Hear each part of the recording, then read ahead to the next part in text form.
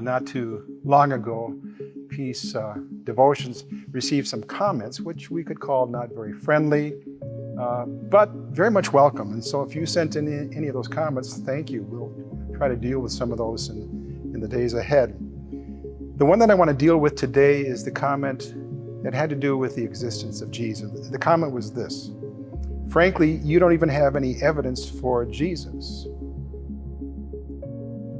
There's no evidence for the existence of Jesus. What would you say? We might be tempted to say, well, the Bible says that he existed. The problem with that, of course, is that these people, maybe yourself included, if you're one of these people, you don't believe in the reliability of the Bible. You believe it's perhaps just a book of fables and myths and fiction. So the question that could be asked is, are there any other sources out there, non-Christian sources, secular sources, that deal with the existence of Jesus? And the answer is yes. There's plenty of sources out there, up to 24, but let me just mention several of them for us today.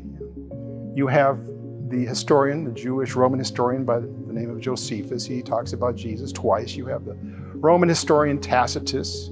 He mentions Jesus. You have the historian, another Roman historian by the name of Suetonius, another one by the name of Thallus. You have a historian by the name of Lucian. He also engaged in satire when he talked about his history. You have a government authority by the name of Pliny the Younger.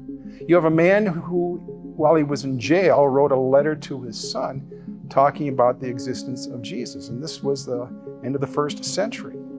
And then also, I think what's very important is you have the Jewish Talmud, Babylonian Talmud, which was written anywhere from 70 to the end of the 2nd century AD. And this Talmud talks about Jesus as a sorcerer, in other words, performing some sort of magic or miracles, leading Jewish people astray.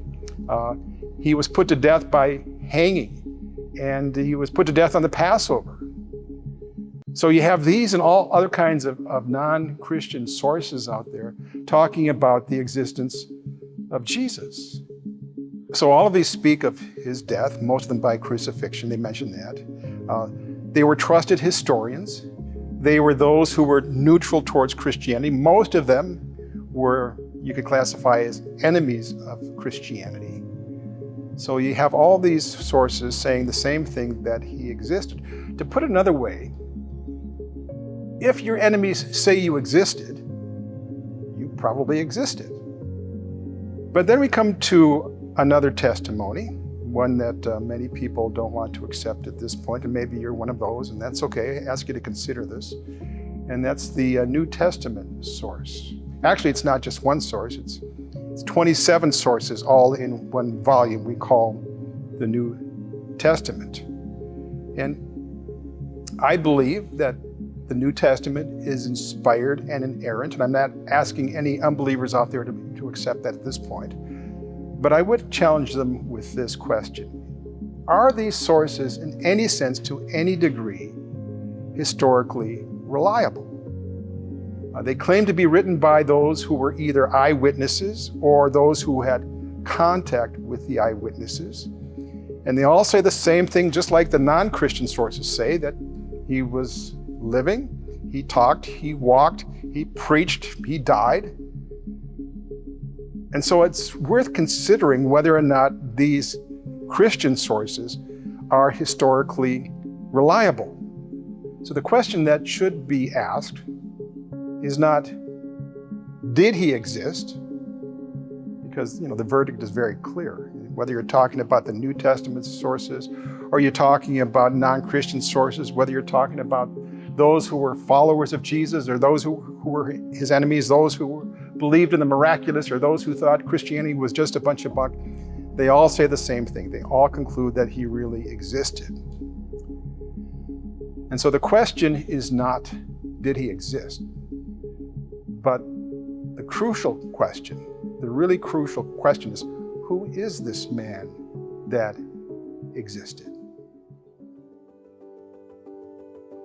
I would like to deal with that at more length in another episode, but I would like to say one thing about that particular question right now for your thought. If you're a Christian, to encourage you that these questions can be answered. If you're not a Christian, to consider these answers. When Jesus was crucified and he died, the last thing any of his disciples expected to find was Jesus alive again, fully alive 3 days later. But then these reports started sneaking out that some people had seen him alive. And the disciples just wrote it off for the most part. But then all of a sudden, on that Sunday, he appeared to 10 of them. And here's how one of the sources reports that event. And this report was written by a man named Luke, a doctor, a physician, who relied on those who were eyewitnesses at the time. This is what he wrote. They were startled and frightened, thinking they saw a ghost. He said to them, "Why are you troubled, and why do doubts arise in your minds? Look at my hands and my feet. It is I myself. Touch me and see. A ghost does not have flesh and bones as you see I have." When he had said this, he showed them his hands and feet. And while they still did not believe it because of joy and amazement, he asked them, "Do you have anything here to eat?" He gave them a piece of broiled fish, and he took it and ate it in their presence. Now, they weren't all present. One of them that was not present at the time was one of the disciples called Thomas. And so here we read in another account of a man who was an eyewitness. He said, "Now Thomas, one of the 12, was not with the disciples when Jesus came. So the other disciples told him, 'We have seen the Lord.' But he said to them, 'Unless I see the nail marks in his hands and put my finger where the nails were and put my hand into his side, I will not believe.'"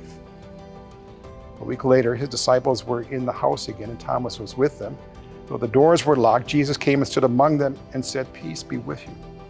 Then he said to Thomas, "Put your finger here. See my hands. Reach out your hand and put it into my side. Stop doubting and believe." Thomas said to him, "My Lord and my God."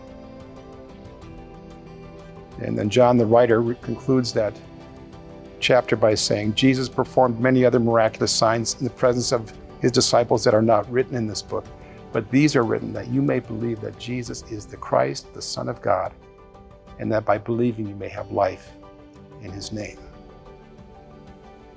So, there you go. The evidence is put forth by Christ himself, but regarding his existence, there's really no doubt. Even the non-Christian scholars of today, history scholars of today, all acknowledge that he really existed. And the real crucial question is, who is this man that existed? The Son of God. And through him, and through Christ, through faith in him, we have life in his name. My name is David Thompson. I'm the director for the Center for Apologetics and Worldviews. Thank you for joining us.